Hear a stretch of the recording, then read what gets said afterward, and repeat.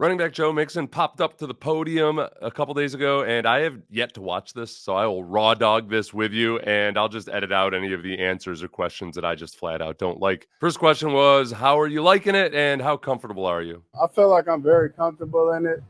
Obviously, still a little bit of things that I gotta get in a playbook on, but obviously that comes with the install. Obviously, we haven't fully went over everything, but I felt very comfortable where I'm at.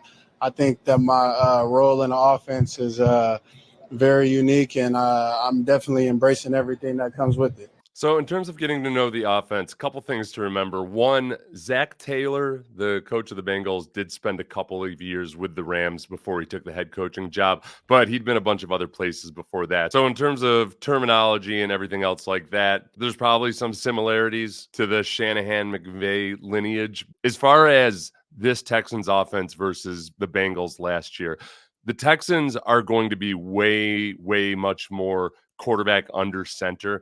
And those are the types of runs that Joe Mixon thrives at. Last year, the Bengals turned into just almost an exclusively shotgun football team. Mixon is a lot more of an old school, big bruising dude that with a head of steam puts those linebackers in a bind. You can break tackles, all of that. And I don't think he's as suited for running out of the gun. Zach Moss, who the Bengals brought in to replace Joe Mixon, is the exact opposite. Zach Moss tends to be better out of the gun. So that's the explanation for why the Bengals, aside from salary cap considerations and everything like that, moved on from Joe Mixon. But when you look at some of the stats that show Mixon had dropped off in some ways, I can see a lot of that being an issue with him fitting into the scheme and the way it evolved last year. But we'll have plenty of time to talk about that when the real games start. Next, he was asked about working alongside Jawhar Jordan, the 6th-round pick at running back out of Louisville. Yeah, Gerard Jordan, I mean, he's a good player. Obviously, he's young. He's learning, he's getting around, and we're showing him the ropes as vets. I think that he's been taking everything in the best as he can, and obviously when he gets out on the field, he works hard, and obviously as a Texan staff, that's what they love and appreciate. I don't know if you said Jawhar or Gerard, but you'll get called the proper name when you earn it, rookie, okay? Jawhar Jordan, much different type of running back than Joe Mixon. He's 5'10", 190. Not as blisteringly fast as you want a smaller guy to be, but he runs tough, and he's kind of got build-up speed. So I'm very intrigued by him, especially as a returner, because with the new kickoff return rules, they're probably going to be used running backs a lot more, and Jawhar Jordan has looked pretty good, even as we're out there watching these new kickoff drills, and just we're all confused. The players are confused, the coaches are confused. I'm typically naturally confused, but even more so watching this drill. But Jawhar Jordan might have an avenue onto the team if he shows aptitude at that, where everybody, Frank Ross included, are trying to learn exactly how all this is going to work. Cody Suits then asked, basically, are you ready for some heavy usage, lots of snaps on this team? Yes. Obviously, I feel like with the work that I put in this offseason, I trained as hard as I possibly can, honestly, harder than I've ever before, leading up to this moment. And I feel very confident in, like I said, the role that I will have in this offense. And I'm going to embrace everything that come with it. Like I said, I did all the work in the offseason, and, come season, that's when I know it'll pay off. He's had 237 or more carries 4 times in his career. He's 28 years old this year, which is starting to get up there by running back standards. I hope that the Texans are good enough at the running back position and good enough up front that they don't rely on him getting that many carries. He's certainly built like a guy that can. He's built much differently than Devin Singletary, for instance. But really, I think a lot of it just hinges on Dameon Pierce and how well he adapts to everything. And can Dameon Pierce take some of that workload off of him? And it's funny, running back. We don't get into discussions anymore about running backs the way we do with receivers about like, oh, how are you gonna divvy up all the touches? The day of a veteran running back not wanting a guy behind him to get any carries at all, like those have long since sailed. Fred Taylor and Frank Gore and all those other guys paved the way to show these younger guys, these young old running backs that, all right, man, look, you just stretch this thing out as long as possible. You don't want to get the crap beat out of you. You're basically going over Niagara Falls in a barrel every time you step out on the field. Just lean on Dameon a little bit. Lean on Dameon. Lean on Jawhar. Lean on a Gumbawale. Next, he was asked about his adjustment to working with this offense compared to where he'd been in Cincinnati. I think a lot of offenses is kind of similar. The main thing is learning the terminology.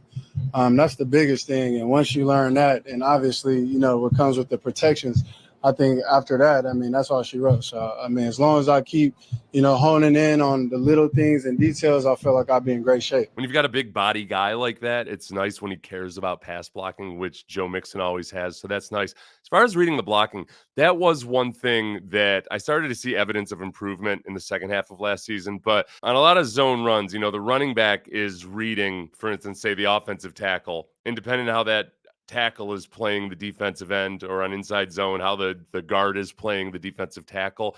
That's when he's either going to try to take it outside or hit the cutback. And one thing that the offensive linemen need to do a really good job of is making it as clear a picture to the running back as possible. Because if it's a murky look, then the running back is going to hesitate that much more. And that just, you lose that fine tuning. It does look like a more cohesive unit so far this year. They've been in no pads, so I'm not going to read too much into that, except that this time last year, it looked way more disjointed. Whereas this year, they're moving in lockstep. They're looking choreographed, and it's looking closer to what we used to see with Chris Myers and Wade Smith and Dwayne Brown and those guys. So far, so good. Got a lot more training camp to slog through before we get to where we feel awesome about it. Next question, another comparison question. How would you compare this offensive line to the Bengals offensive line? Oh, we got some chance for some headline porn here. Yeah, I had a really, really great guys in Cincinnati my whole 7-year tenure that I did there. But the biggest thing that pretty much stands out to me more than anything is we got all-pro linemen here, obviously, like LT, Pro Bowl guy, and he's been all-pro before. I definitely feel like with the way that these guys work, the way that they attack their job, I definitely feel like it'll benefit me in a greater scale. I think that Slowick, the way that he's dialing things up, I truly feel like he's gonna do whatever he can to get all his playmakers the ball. I've been in a situation before where a lot of people have to get the ball as well, and sometimes some people, it don't go their way that day. You know what I'm saying? But at the same time, I feel like we got a lot of unselfish guys, a lot of great character guys, and I think that they do a hell of a job, attacking the day and wanting to be better. It'd be tough to compare the Bengals offensive line over a course of 7 years to any other team, because the Bengals were in transition for a lot of that, and they had to make multiple stabs at improving the offensive line. I do think that in terms of quarterbacks, like Joe Burrow's awesome, don't get me wrong, but Joe Burrow also is not afraid to take a sack. He's gotten a lot better at it, but that is something that wears on offensive linemen. If your quarterback's not great at avoiding sacks, then you're getting charged with sacks that another quarterback would have gotten rid of. That's one thing that you can't measure it or anything, but I think playing as an offensive lineman for CJ Stroud, it's nice to know that he's really good at getting rid of the ball quickly. He's almost the exact opposite of what David Carr was as a rookie. When you talk about high draft pick quarterbacks for the Texans, I just know from being on that team that offensive linemen weren't always all that enthused about, being pointed to as the reason for the Texans breaking a sacks allowed record, when your young quarterback had a lot to do with that. And that's not a knock on David. He was just young and didn't know any better for those first couple of years. But CJ figured it out very, very quickly. Set a record, damn it. Okay, the next question, I had a hard time hearing it, but I believe it's something about the league transitioning away from older running backs. Okay, I had a hard time hearing this one, but I believe it was a question about the league transitioning away from older running backs, like Joe Mixon, who's going to be 28 years old. He's damn near Methuselah. Can we name names? No, I'm asking. No, I'm talking about general. I guess it's a narrative to y'all, but the running backs that I see that's close to 28, 30, 31, 32, they balling right now. So, my hopes is high, you know what I'm saying? And I know what the type of player I am, and I'm not here to speak for everybody else, but in terms of me, I know for a fact, as long as I'm in great position to win, it's going to be night and day compared to how I was in Cincinnati. You know what I'm saying? So, like I say, I'm very optimistic with how this offense will be ran, how it'll be used in this offense, and in terms of the whole running back narrative. I mean, like I said, everybody that I see, as I say about like 26 to about 32 right now, like all them dudes is balling, man. So, shout out to the running backs, and I hope, y'all have a hell of a season. Everybody do their thing, for real. In terms of the older guys, and let's use 27 as the cutoff age because that's what Joe Shane of the Giants on the Hard Knocks offseason keeps citing over and over again, is that after age 27, these guys are trash. If we look at total rushing yards from last year, Christian McCaffrey was 27.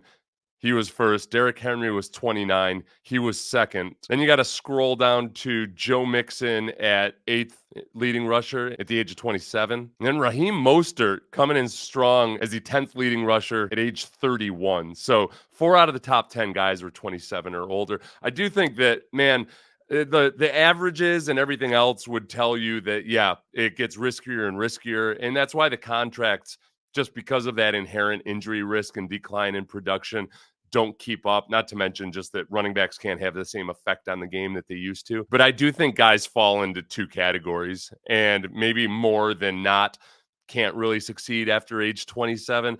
But there are some guys going to just as recently as Frank Gore who do incredibly well past the age of 30. Derrick Henry, obviously, one of those guys. Christian McCaffrey just got a new contract and was a leading rusher in the NFL at age 27. So for where the Texans are right now, when they still have a quarterback on his rookie contract, you can afford the luxury of paying some respectable money to an aging running back. And that's where you saw a lot of the free agency and trade activity this offseason.